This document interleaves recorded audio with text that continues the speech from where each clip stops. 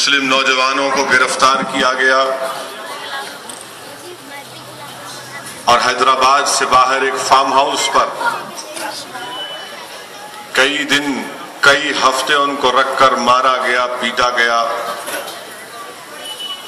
कभी उनको इलेक्ट्रिक का शॉट दिया गया और सबसे ही की सवाल होता था कि तुम कबूल कर लो कि मक्का मस्जिद का बम ब्लास्ट तुमने किया। ये तमाम बातें जब दिल्ली से कौमी अखिलती कमीशन का एक वफद आया, यहां पर अखिलती कमीशन ने एक इंक्वायरी एडवोकेट को अपॉइंट किया जिसने जेल को जाकर जिन मासूम बच्चों को गिरफ्तार किया गया था उन तमाम से बयानात लिए। उनसे मुलाकात करने के बाद ये रिपोर्ट में तमाम बातें आई। उसके बाद जब ये बम ब्लास्ट सीबीआई के हवाले किया गया तो जब सीबीआई के पास ये मसला आया, उस सीबीआई की इंक्वायरी में पहली चीज सीबीआई ने कही कि मुसलमान नौजवानों को जो हैदराबाद से भेजा उनको उठाकर उन पर जुल्म ज्यादती की गई, वो इस बम ब्लास्ट से मुलविस नहीं है। और सीबीआई ने अपनी इंक्वायरी में जब उनकी इंक्वायरी आगे बढ़ती गई तो सीबीआई ने अपनी इंक्वायरी में कहा कि देवेंद्र, लोकेश, जोशी, कलसांगरे और स्वामी असीमानंद इसमें एक मुलविस है। देवेंद्र और लोकेश को गिरफ्तार किया गया, उनके ऊपर हिंदुस्तान की इंडियन पीनल कोड के सख्त से सख्त दफात लगाए गए। एक्सप्लोजिव एक्ट, कत्ल का मुकदमा और फिर अनलॉफुल एक्टिविटीज प्रिवेंशन एक्ट भी लगाया गया, यूएपीए। सीबीआई के बाद इस दरमियान में एनआईए बनी, नेशनल इन्वेस्टिगेटिंग एजेंसी। एनआईए के हवाले केस कर दिया गया। एनआईए के केस हवाले करने के बाद यूएपीए लगाया गया। 2007-18 मई को में जहां पर चबूतरा है जिस पर लोग नमाज पढ़ने के बाद बैठ जाते, वहां पर बम रखे गए और मक्का मस्जिद में जैसे ही नमाज खत्म होने के बाद बम ब्लास्ट हुआ, 5 लोग उसी मुकाम पर जानी मास पर शहीद हो गए। 4 लोगों को जख्मी हालत में उठाकर जब दवाखाने को लेकर गए तो 4 लोगों के कई जख्मी हुए थे, जिसमें से 4 बाद में शहीद हो गए। हमारा आज का इस जलसा रखने का मकसद ये है कि जब सीबीआई ने और एनआईए ने इन तमाम मुजरिमीन को गिरफ्तार किया, कैसे 12 मार्च 2014 को आंध्र प्रदेश की हाई कोर्ट ने जब इनको बेल दे दिया तो कानून ये कहता है कि जिसके ऊपर यूएपीए लगा हुआ है, unlawful activities prevention act, national investigating agency के तहत बेल मिलने के बाद 90 दिन के अंदर ये काम होना चाहिए था कि इस बेल के खिलाफ सुप्रीम कोर्ट में एसएलपी फाइल होती और इन तमाम लोगों की बेल की कैंसिलेशन के लिए पिटीशन फाइल होता सुप्रीम कोर्ट में। आप जानते हैं कि 12 मार्च 2014 को जब भी हाई कोर्ट का ऑर्डर आया बेल का, उसके फौरन बाद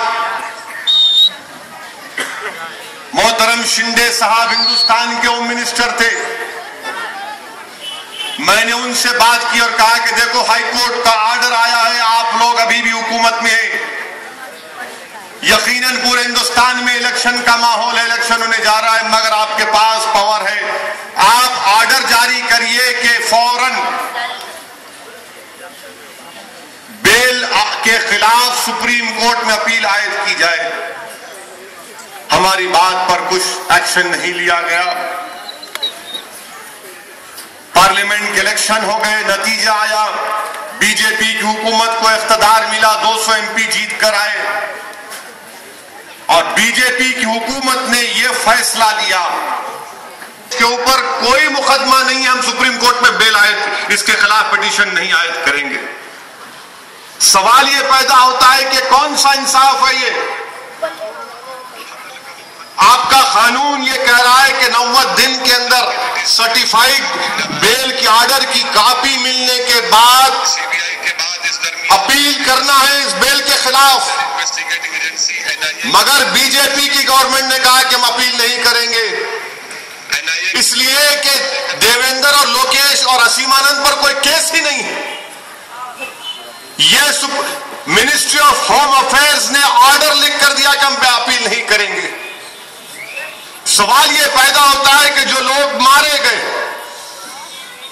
मैं आपको याद दिलाना चाहता हूं 18 मई 2007 को अगर आज भी आप जाकर इंटरनेट पर पूरे अखबारात की तस्वीर उठाकर देखेंगे तो एक मोहम्मद समीर 15 साल के बच्चे की तस्वीर नजर आएगी, जिसका आधा चेहरा सर फटा हुआ खून से, जो 15 पारों का हाफिज था, वो खिलवत का रहने वाला बच्चा। हम पूछना चाहते हैं बीजेपी की गवर्नमेंट से कि 15 साल समीर से इंसाफ कौन करेंगे? फिर उसके बाद मोहम्मद जाफर जो तालाब कट्टे के रहने वाले थे, उनकी वहीं पर मौत शहीद हो गए। शेख नईम भवानी नगर के मिसरीगंज के साजिद बम ब्लास्ट में शहीद हो गए। अजीम तालबन के मोहम्मद अजीम तालबन का रहने वाला एक शफीक फिल खाना के, इरफान शरीफ नवाब साहब कुंटे के, यूसुफ खान महाजरीन कैंप के और एक मोहम्मद रियाज जो करीम नगर मेटपल्ली से एक बेकरी में मुलाजिम थे, अपने घर के वाहिद कमाने वाले थे और उनके घर में 2 उनके भाई थे जो जहनी तौर पर इनका तवाजुन ठीक नहीं। 9 लोग बम ब्लास्ट में शहीद हो गए और बीजेपी की हुकूमत मरकज की कहती है कि देवेंद्र और लोकेश के ऊपर कोई मुकदमा नहीं, और हमारे प्राइम मिनिस्टर सारी दुनिया में जाकर कहते हैं सबका साथ सबका विकास। हमारे प्राइम मिनिस्टर कहते हैं कि मेरी नजर में कॉन्स्टिट्यूशन है, मैं सबको एक ही नजर से देखता हूं, इंसाफ करेंगे। बीजेपी के लोग हर जगह ऐलान करते हैं कि appeasement for none, justice for all, किसी की खुशामद नहीं, सबके लिए इंसाफ। तो फिर ये खुशामद आप देवेंद्र की और लोकेश की क्यों कर रहे हैं? असीम आनंद क्या तुम्हारा सग्गा है? क्या देवेंद्र से तुम्हारा क्या रिश्ता है? लोकेश से तुम्हारा क्या रिश्ता? क्यों अपील नहीं करते सुप्रीम कोर्ट में इसके खिलाफ? आज भी आपके पास वक्त है। मैं चैलेंज कर रहा हूं बीजेपी गवर्नमेंट को, अगर तुम सबका साथ सबका विकास, justice for all, appeasement for none, मेरा कॉन्स्टिट्यूशन फर्स्ट, तो मैं आपको बता रहा हूं इंसानियत इस बात का मुतालबा करती कि जो जालिमों ने मस्जिद के अंदर बम ब्लास्ट किया, आप उनके बेल के खिलाफ सुप्रीम कोर्ट को जाइए, बताइए कि आप सबके लिए बराबर हैं। मगर ऐसा नहीं होता। मैं आपको बताऊंगा तो हैरत होगी कि असीमानंद जिसके ऊपर समझौता ट्रेन रखने में बम ब्लास्ट रखने का भी इल्जाम है, उसको पंजाब हरियाणा हाई कोर्ट ने बेल दे दी। असीमानंद को बेल मिल गई समझौता के ट्रेन ब्लास्ट में। ये गवर्नमेंट अपील करना नहीं चाहती। हमारे प्राइम मिनिस्टर बोलते सबका साथ सबका विकास, इंडिया फर्स्ट। बताइए कौन सा इंडिया फर्स्ट है ये? आप बोलते हैं कि सबसे बड़ा दुश्मन इस मुल्क का टेररिज्म है, हम खात्मा करेंगे। तो बताओ जो जिनके ऊपर टेररिज्म का इल्जाम है, आप उनको बेल मिलती है, उस बेल के खिलाफ सुप्रीम कोर्ट में सेल्फी आयद नहीं करते आप। और और मेरे अजीज दोस्तों, मैं जो कुछ यहां कह रहा हूं महज कोई बात नहीं कह रहा हूं। मेरे पास जो चार्जशीट दायर की गई थी उस चार्जशीट की कॉपी यहां मेरे पास है। ये चार्जशीट है, ये चार्जशीट की कॉपी है। और ये चार्जशीट की कॉपी क्या कहती है सुनो। मैं शायद मेरी आवाज मीडिया के जरिए प्राइम मिनिस्टर तक पहुंच जाए। मेरी हर तकरीर पर कुछ ना कुछ जुमला पकड़ लेते आप लोग। चलिए आज पूरी तकरीर आपको दे रहा हूं, पकड़ो इसको। अब ये चार्जशीट है। ठहरिए ठहरिए, ये एहतजाजी जलसा है, जिंदाबाद के नारे नहीं मारना है आप। ये चार्जशीट की कॉपी है। चार्जशीट की कॉपी में देवेंद्र गुप्ता नाम लिखा गया। पढ़िए ऑक्यूपेशन में क्या लिखा गया है। मैं नहीं कह रहा हूं, चार्जशीट कह रही है। अगर कैमरा जूम कर सकता है तो देखो, ऑक्यूपेशन लिखा हुआ है विभाग प्रचारक आरएसएस ऑफिस केशव कुंज मुजफ्फरपुर बिहार। क्या बात है ये। आप चार्जशीट में लिख रहे हैं कि देवेंद्र गुप्ता उर्फ बॉबी उर्फ रमेश, जिसके बाबा का नाम सत्या प्रकाश गुप्ता, इसका ऑक्यूपेशन क्या है, विभाग प्रचारक आरएसएस ऑफिस केशव कुंज। दूसरा नाम लिखा गया लोकेश शर्मा का। क्या लिखते हैं लोकेश शर्मा के बारे में? ऑक्यूपेशन क्या है तो प्रॉपर्टी डीलर एंड आरएसएस कार्यकर्ता। आरएसएस कार्यकर्ता ये चार्जशीट में लिखा हुआ है। संदीप डांगे के बारे में क्या लिखा हुआ है ऑक्यूपेशन? फॉर्मर आरएसएस प्रचारक। चार्जशीट का सफा नंबर 25। फिर उसके बाद रामचंद्रा कल सांगरे उर्फ राम जी। ये राम जी ऐसे भाग गए, भाग रहे, अब तक भगोड़े हैं राम जी कल सांगरे। ये मिल नहीं पा रहे पुलिस को, सीबीआई को नहीं मिल रहे, एनआईए को नहीं मिल रहे, भाग गए। जमीन खा गई, आसमान उगल गया, नहीं मालूम इनको। ऑक्यूपेशन क्या है इनका? ठहरिए, ये खामोश बैठा बच्चों को। इनका ऑक्यूपेशन में क्या लिखा हुआ है? इलेक्ट्रीशियन और आरएसएस कार्यकर्ता इन इंदौर। इलेक्ट्रीशियन आरएसएस कार्यकर्ता इंदौर 26 सफे नंबर चार्जशीट के। सुनील जोशी के बारे में क्या लिखा है जो मर गए? फार्मर आरएसएस प्रचारक सफे नंबर 27। 28 में क्या लिख रहे आप? स्वामी असीमानंद, इनका असली नाम नबा कुमार सरकार, हेड ऑफ वनवासी कल्याण आश्रम। वनवासी कल्याण आश्रम किसका है? ये चड्डी वालों का नहीं है तो किसका है फिर ये? और फिर उसके बाद ये तमाम नाम इसमें आते हैं। ये तमाम नाम आप चार्जशीट में डालते हैं। इनको हाई कोर्ट से 2 को बेल मिलती है। 90 दिन में बेल के खिलाफ अपील करना है, मगर मोदी गवर्नमेंट कहती हम नहीं करेंगे अपील। मिस्टर प्राइम मिनिस्टर, आप बार बार कहते हैं कि सबका साथ सबका विकास, इंडिया फर्स्ट, इंडिया फर्स्ट। आप फ्रांस में जाकर तकरीर करके कहते हैं कि हमारे पास किसी पे हम वो नहीं करेंगे, हमारे पास तमाम मजहब बराबर हैं, किसी से नहीं। उस बेल जिनको मिला उसके खिलाफ सुप्रीम कोर्ट में क्यों अपील नहीं करती? हम आपसे पूछना चाह रहे हैं, आपकी गवर्नमेंट से, क्या ये तरफदारी नहीं है? क्या ये मोहब्बत एक तरफ की मोहब्बत नहीं है? बताओ, ये इंसाफ है या नाइंसाफी है कि जिनके ऊपर टेररिज्म के मुकदमे आप उनके खिलाफ नरम जाते, आप उनके खिलाफ खामोश हो जाते? कहां गई आपकी ताकत, कहां गई आपका वो मिजाज जो आप दुनिया को बता रहे थे कि मैं अब टफ रहूंगा, कुचल के रख दूंगा टेररिज्म को? अरे आप कहां कुचल रहे? आप तो टेररिज्म को खत्म करना तो दूर की बात, जिनके खिलाफ मुकदमा है, बेल होती है, आप अपील नहीं करते। और हमको कहते not every Muslim is a terrorist but every terrorist is a Muslim. हर दहशतगर्द मुसलमान नहीं होता, मगर हर दहशतगर्द मुसलमान क्यों है, हमसे सवाल करते। राजेंद्र यादव साहब मजलिस इत्तेहादुल मुस्लिमीन के SC-BC सेल के जिम्मेदार हैं। राजेंद्र यादव साहब, अगर आप ये चार्जशीट पढ़ेंगे, चार्जशीट में ये पूछा जा रहा है हर एक से, किससे पूछा जा रहा है? देवेंद्र गुप्ता से पूछा गया, तुम SC, ST, OBC के हो? नहीं। ST, OBC के आप नहीं है, देवेंद्र गुप्ता बोल रहे।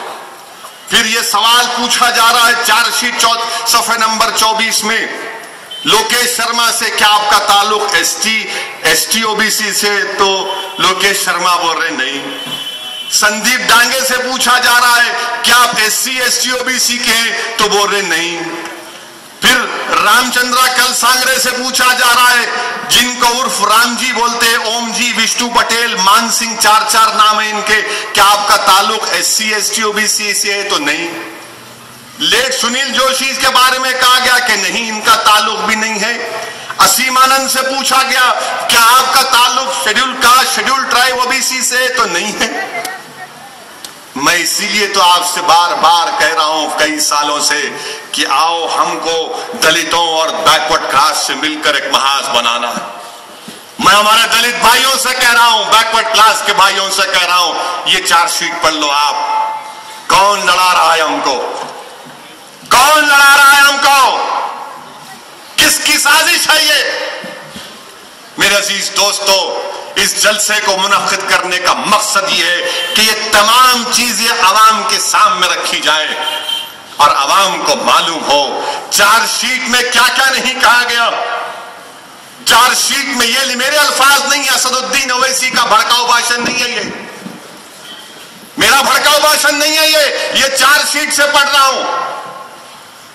इसमें लिखा गया कि तमाम मिलकर एक साजिश रचाए, संकट मोचन पर बम ब्लास्ट हुआ, हमने उसकी मजम्मत की, मैंने पार्लियामेंट में खड़े होकर उसकी मजम्मत की। इन लोगों ने साजिश रचाई कि संकट मोचन पर हमला हुआ है, हम लोग बम ब्लास्ट करेंगे और उसका बदला लेने के लिए चार्जशीट के मुताबिक मक्का मस्जिद में बम रख दिया गया। और इस चार्जशीट में लिखा गया कि कैसे फोन को इस्तेमाल किया गया। आप उठाकर चार्जशीट पढ़िए, सफा नंबर 34 पर पढ़िए आप।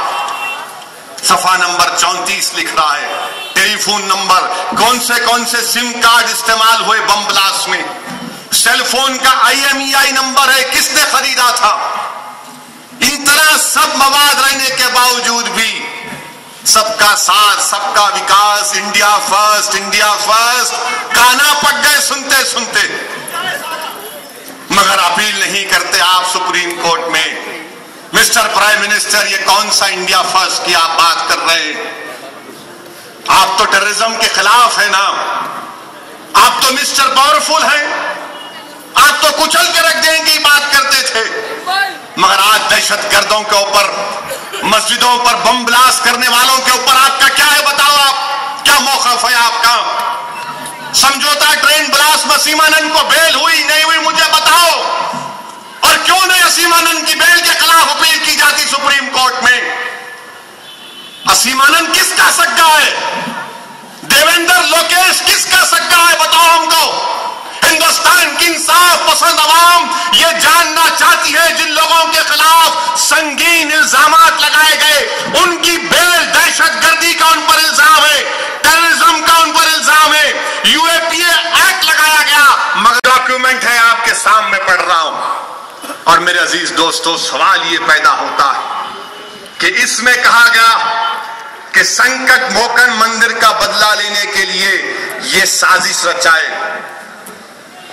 हम हर दहशतगर्दी के खिलाफ हैं हिंदुस्तान में। हम सवाल यह करते हैं कि तुम्हारी chargesheet number 1, chargesheet number 2, chargesheet number 3, जो गोकुल और लुम्बिनी पार्क की चार्जशीट डाली गई, जिन 4 बच्चों को गिरफ्तार करके कन्फेशन, उनका स्टेटमेंट कोर्ट में दाखिल किया गया, वो भी कह रहे हैं कि हमने मक्का मस्जिद का बम ब्लास्ट, गुजरात का बम ब्लास्ट का बदला लेने के लिए किया। ये कौन है ये लोग जो इंसानों की जानों को गाजर मूली की तरह काट कर फेंकते हैं। हम लुम्बिनी पार्क की बम ब्लास्ट की मजम्मत करते, गोकुल चाट के बम ब्लास्ट की मजम्मत करते। इंसान की जान की कीमत होती है। इंसान चाहे किसी मजहब का हो, किसी को इख्तियार नहीं है किसी की जान लेने का। लुम्बिनी और गोकुल चाट में हमला हुआ बम ब्लास्ट में, तो जिसको पकड़ा गया वो खुद कह रहे कि हमने गुजरात का बदला लेने के लिए, मक्का मस्जिद का बदला लेने के लिए। अच्छा, वो बात वो कह रहे, तो सीबीआई एनआईए भी ये बोल रहा कि ये लोग जो है ये बदला लेने के लिए काम किया। बताइए फिर आप बेल के खिलाफ अपील क्यों नहीं करते? आखिर क्यों नहीं अपील की जाती? और फिर याद रखिए कि ये जो 25 अगस्त को गोकुल चाट में 32 लोग मारे गए, 32 लोग मारे गए बम ब्लास्ट में। आपको मालूम उसमें से 11 मुसलमान भी थे। क्या आपको मालूम उसमें 11 मुसलमान थे 32 में से? हम कैसे तायीद कर सकते हैं जिन्होंने गोकुल चाट का बम ब्लास्ट किया? हम मजम्मत करते हैं उन लोगों की, और हम तो मुतालबा करते हैं कि जल्द से जल्द केस चलाओ। अगर एविडेंस है तो सजा दो उन लोगों को। जो 4 लोग तुम्हारी कस्टडी में है, गिरफ्तार है, उनको सजा दो। क्या आप जानते मेरे अजीज दोस्तों, लुम्बिनी पार्क में 11 लोग मारे गए, जिसमें 2 मुसलमान थे, एक मध्य प्रदेश के और एक ईस्ट अंधेरी का एक 19 साल का मुसलमान बच्चा इंजीनियरिंग कॉलेज में इलेक्ट्रॉनिक्स इंजीनियरिंग कर रहा था। लेजर शो देखने आया था, दहशतगर्दों ने बम ब्लास्ट किया, 11 लोग वहां मारे गए, 32 लोग गोकुल चाट में मारे गए। क्या आपको मालूम गोकुल चाट में सबसे कम उम्र मरने वाले 2 भाई थे हुमायूं नगर